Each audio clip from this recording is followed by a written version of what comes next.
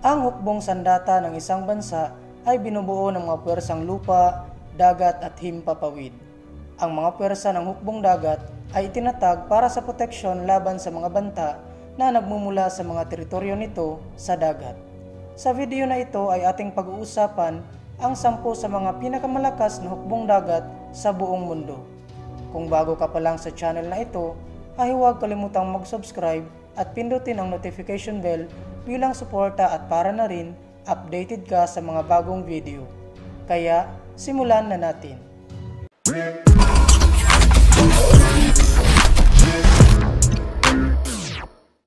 Number 10. Taiwan Navy. Ang Taiwan Navy ay nabuo noong 1924. Sa kasalukuyan, ito ay mayroong 38,000 na mga personnel. Karamihan sa mga barkong pandigma nito ay binili mula sa Estados Unidos. Ang ilang mga barkong pandigma nito ay nakuha mula sa ibang bansa. Kahit na ang Taiwan ay may kakayahang gumawa ng sarili nitong mga sasakyang dagat.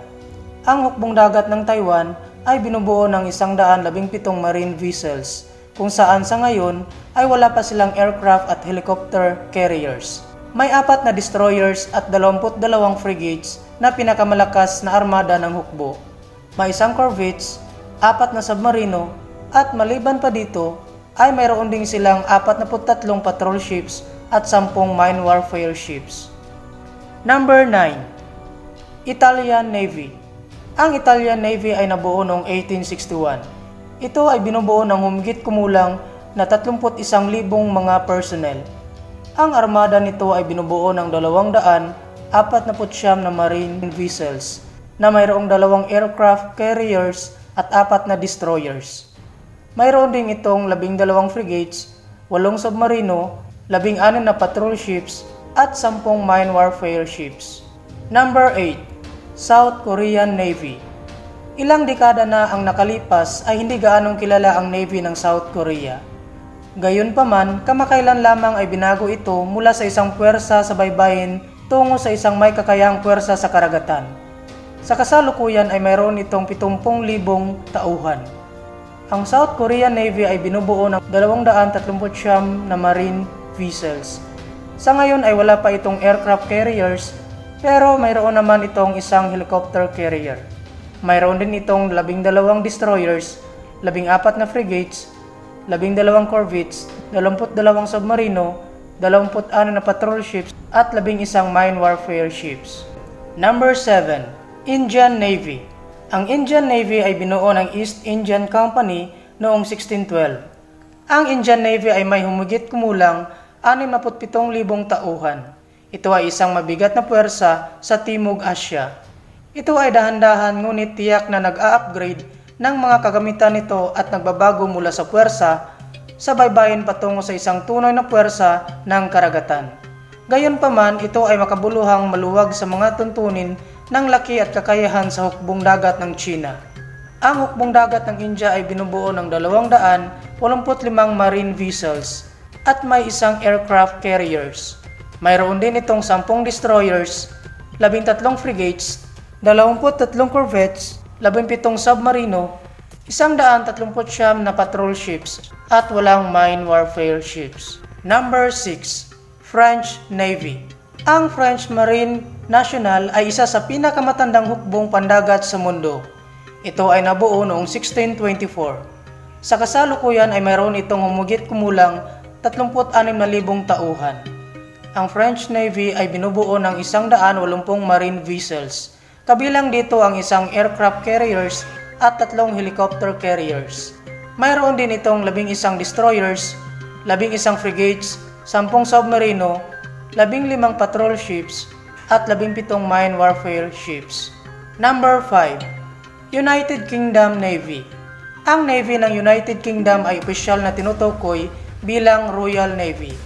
Mula sa kaligitnaan ng ika-18 siglo, ang Royal Navy ang pinakamakapangyarihang hukbong dagat sa mundo.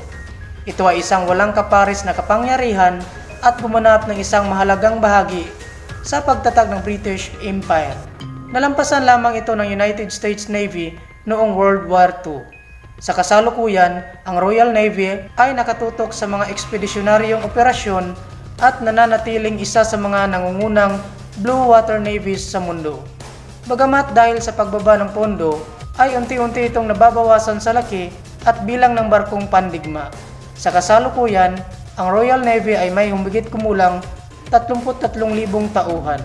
Ito ay may 88 marine vessels, kabilang na ang 2 aircraft carriers at 6 na destroyers. Mayroon din itong 13 frigates, 11 submarino, 25 marine ships at 13 mine warfare ships. Number 4. Japan Navy. Ang hukbong dagat ng Japan na opisyal na tinutukoy bilang Japan Maritime Self-Defense Force o GMSDF ay binubuo ng 50,800 na tauhan. Mahigit 150 barko at halos 346 na sasakyang panghimpapawid. Ang Maritime Self-Defense Force ay opisyal na limitado sa nagtatanggol na doktrina dahil sa konstitusyon ng Japan. Ito ay nagpapatakbo ng mga teknolohikal na advance na barkong pandigma at mga submarino. Gayon din ang hukbong dagat ng Hapon na pinanatili sa isang mataas na estado ng kahandaan at kahusayan. Kaya't kahit na ang hukbong dagat ng Japan na natalo sa hukbong dagat ng China sa dami ng barkong pandigma at tonelada, ang mga barkong pandigma ng Japan ay karaniwang mas advanced at puno ng mga makabagong armas. Gayunpaman, ang GMSDF ay walang anumang sandatang nuklear. Ito ay binubuo ng 155 marine vessels, kasama na ang 4 na helicopter carriers at 37 destroyers. Mayroon din itong 6 na corvettes, 20 submarino, 6 na patrol ships at 21 mine warfare ships. Number 3. Russian Navy. Matapos ang pagbagsak ng Unyong Soviet, minana ng hukbong dagat ng Russia ang armada nito mula sa hukbong dagat ng Soviet. Mula noong unang bahagi ng 1990s, sa pagtatapos ng Cold War at patuloy na mga problema sa pagpupundo, ang armada ng Russia ay makabuluhang nabawasan ang laki. Karamihan sa mga sasakyang dagat nito ay mga relic ng Cold War era. Sa huling 2 dekada, ang hukbong dagat ng Russia ay nahaharap sa patuloy na mga problema sa pagpapanatili ng mga pangunahing mandirigma nito dahil sa limitadong pagpupundo. Bagamat nananatili itong isang napakalakas na puwersa na may humigit kumulang 140,000 tauhan, maraming barkong pandigma at submarino. Ito ay may kabuuang 603 marine vessels, kabilang na ang 1 aircraft carriers at 15 destroyers. Mayroon din itong 11 frigates, 85 corvettes, 64 na submarino, 55 patrol ships at 48 mine warfare ships. Number 2. Chinese Navy. Ang hukbong dagat ng China ay opisyal na tinatawag na People's Liberation Army Navy. Hanggang sa huling bahagi ng 1980s, ito ay higit sa lahat ay isang riverine at littoral na puwersa. Mula noong unang bahagi ng 1990s, nagsimulang palawakin ng China ang armada nito at kasalukuyang gumagawa ng mga bagong barkong pandigma at submarino sa mabilis na paraan. Ang hukbong pandagat ng China ay may humigit kumulang 255,000 tauhan. Sa kasalukuyan, ito ang pangalawang pinakamalaking hukbong dagat pagkatapos ng US Navy sa mga tuntunin ng tonelada. Higit pa rito, mayroon itong pinakamalaking bilang ng mga pangunahing mandirigma. Ito ay may kabuuang 777 marine vessels, kabilang na ang 2 aircraft carriers at 50 destroyers. Mayroon din itong 46 na frigates, 72 corvettes, 79 na submarino, 123 patrol ships at 36 na mine warfare ships. Number 1. US Navy. Ang US Navy ay kasalukuyang may kakayahang hukbong dagat sa mundo. Noong unang bahagi ng 1990s, pagkatapos ng Cold War, inilipat ng US Navy ang focus nito mula sa malawakang senaryo ng digmaan kasama ang Unyong Soviet patungo sa mga salungatan sa rehiyon. Ang armada ng US ay patuloy na lumiliit dahil sa pagbaba ng pondo at kawalan ng wastong banta. Gayunpaman, higit sa lahat sa halaga ng mas maliit na barko sa halip na mga pangunahing lumalaban sa ibabaw at nakamamamatay na mga submarino, ang armada ng US ay mahusay na pinanatili. Ang mga bagong barko at armas ay patuloy na lumilitaw. Ang US Navy ay may halos 320,000 tauhan. Ito ay may kabuuang 470 marine vessels, kasama na ang 11 aircraft carriers at 10 helicopter carriers.